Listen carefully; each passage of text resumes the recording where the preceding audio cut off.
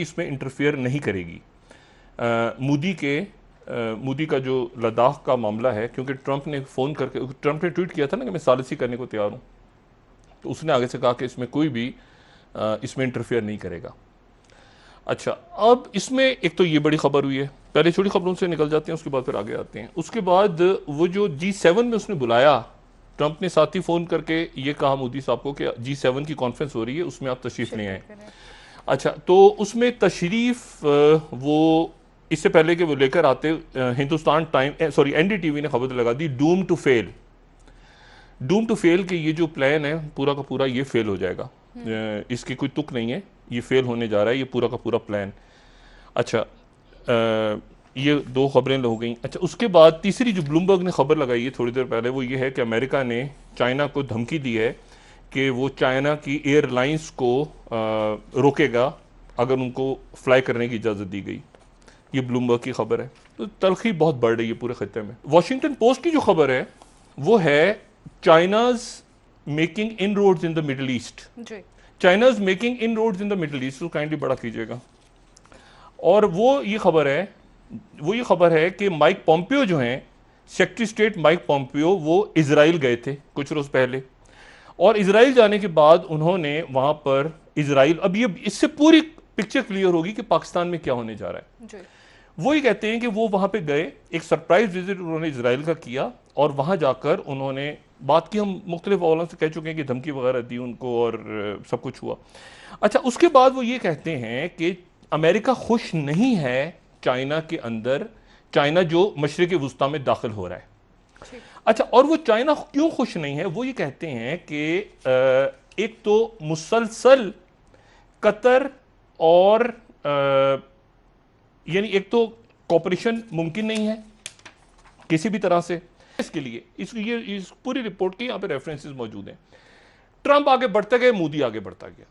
अब सूरत हाल ये बनी है कि वो G7 हिंदू अखबार जो है, हिंदू अखबार वो ये कह रहा है, हिंदू न्यूज़पेपर वो ये कह रहा है कि जी वो चाइना अंदर आके बैठा हुआ है, ठीक है, और अंदर आके बैठ गया। और ये हिंदू अखबार है कि PLA जो है वो अंदर इन्फिल्ट्रेशन ड्रिल्स कर रहे हैं तिब्बत के अंदर, बॉर्डर के अंदर इन्फिल्ट्रेशन ड्रिल्स। इन्फिल्ट्रेशन का मतलब है अंदर आने के बाद। और कम्युनिस्ट पार्टी की तरफ से ये हिंदू छाप रहा है, वो कह रहे हैं कि PLA की जो तिब्बत मिलिट्री कमांड है, उन्होंने एक इतने फिट के ऊपर भेजा, और भेजने के बाद बहुत बुलंदी के ऊपर, और वहां पर आके एक्सरसाइज शुरू कर दी।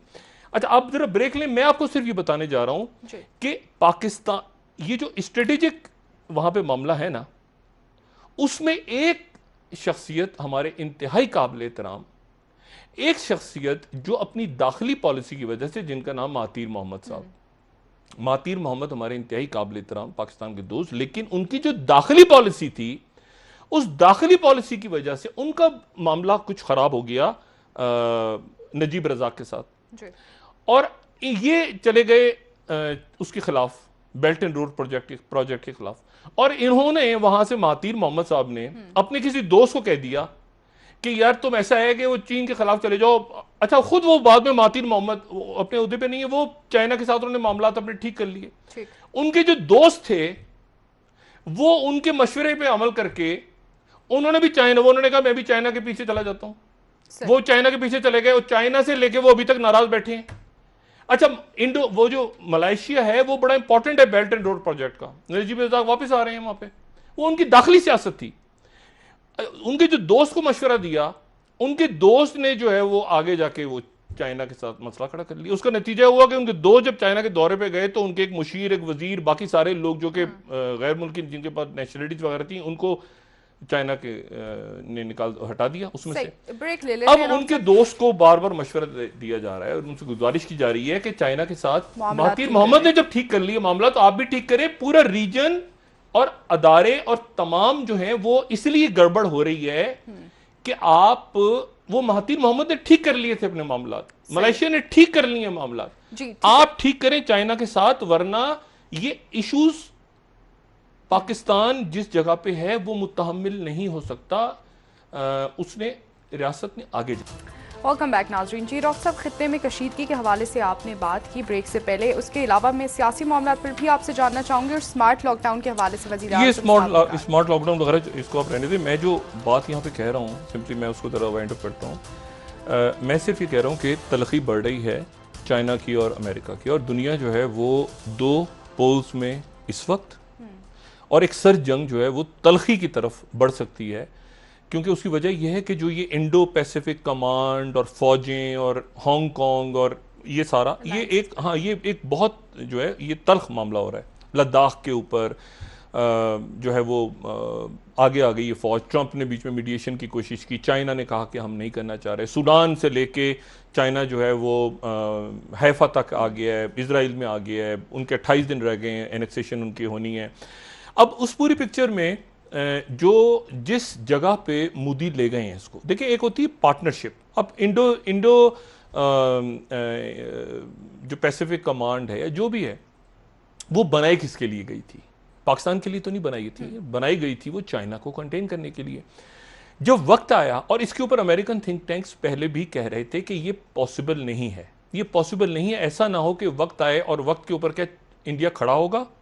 इंडिया खड़ा नहीं हुआ, ठीक है। इंडिया क्या तिब्बत को बचा लेगा? इंडिया नहीं बचा पाया। इंडिया अपने बॉर्डर्स को नहीं बचा पाया। क्या इंडिया ताइवान के लिए जाएगा? लोग कह रहे थे नहीं जाएगा, वो नहीं गया। क्या ट्रंप जाएगा ताइवान के लिए? ट्रंप भी नहीं जा सकता। वहां पे हंगामे हो रहे हैं इस वक्त, वहां पे हंगामे हो रहे हैं, और 800-900 उन्होंने पेंटागन से अपने दस्ते मंगवा लिए हैं कि वॉशिंगटन डीसी को काबू करें। अब मसला यह है कि अब इस पूरी पिक्चर में इंडिया की क्या गलती है? इंडिया की गलती नहीं है, गलती है मोदी की। लेकिन होता ही हमेशा से ये होता रहा है कि आप पाकिस्तान की इस्टेब्लिशमेंट, अमेरिकन इस्टेब्लिशमेंट्स, मुख्तलिफ इस्टेब्लिशमेंट्स अपने दरवाजे खुले रखते हैं कि इस तरह से हम बात करेंगे, ऐसे चलेंगे, ऐसे मूव करेंगे। इंडिया क्या एक बड़ी ज़बरदस्त उनकी स्ट्रेंथ रही है, और वो स्ट्रेंथ रही है उनकी जमहूरी वैल्यूज़, जिससे दुनिया भी इंस्पायर होती रही है, पाकिस्तान भी इंस्पायर होता रहा है कि उनकी जमहूरी वैल्यूज़ जो है वो क्या ज़बरदस्त। ये जब से वहां पर आप समझ लें कि ये कोई वहां पे दाइश की हुकूमत है, इस तरह समझ लें, ठीक है। तालिबान की भी नहीं, दाइश की। ये अबू बकर बगदादी बैठा है वहां, ये समझ लें, जो लोगों की गर्दनें काट रहा है। अब सवाल ये है कि उस बंदे की मौजूदगी में, जिसके लिए सारे असूल नजरअंदाज कर दिए मगरिब ने, सारे वो फिर उसने देखा कि अच्छा मैं यहां पर इंडिया को, कश्मीर को छोड़ के इस्लाम के ऊपर आ गए, इस्लामोफोबिया फैलाना शुरू किया। छोड़ देंगे, मालदीव ने क्या किया, यूएन में, इसको छोड़ दें। ये जब तबीयत साफ होनी शुरू होगी ना, ये जो इजराइल है, मुझे बताएं वहां पे चाइना को क्या दिलचस्पी है? चाइना को दिलचस्पी इजराइल में नहीं है, चाइना को दिलचस्पी बंदरगाहों में है। बंदरगाहों में है ना, बंदरगाहें दो ले ली वहां पे, हैफा की और दूसरी, और पोर्ट्स बना रहे। वहां पे इजराइल हो या इजराइल ना हो, फलस्तीनी बैठे वो कहेंगे 5 दे देते हैं हम, हमें दे दें हमारा ये लैंड पूरा, हम आपको 5 बंदरगाहें दे देंगे। चाइना कहेगा ठीक है, उनका तो वो तो बिजनेस इनिशिएटिव है ना। और यूरोप जो है वो पैलेस्टीनियंस की तरफ उनकी इंक्लिनेशन है। तो बात ये है, तो फिर क्या करेंगे? और नेतन्याहू को डब्बे में डाल के कंटेनर में बंद करके मोदी के पास भेज देंगे, एक दलाई लामा, ये वो 2-4 जो रह गए हैं। बात ये है कि इन्होंने ये डील वील तो छोड़ दें आप, डील ऑफ द सेंचुरी। मैं आपसे ये कह रहा हूं कि जो अरब ममालिक हैं, अरब ममालिक ने अपने रास्ते खुले छोड़े हैं। उन्होंने चाइना के साथ भी, शेख जैद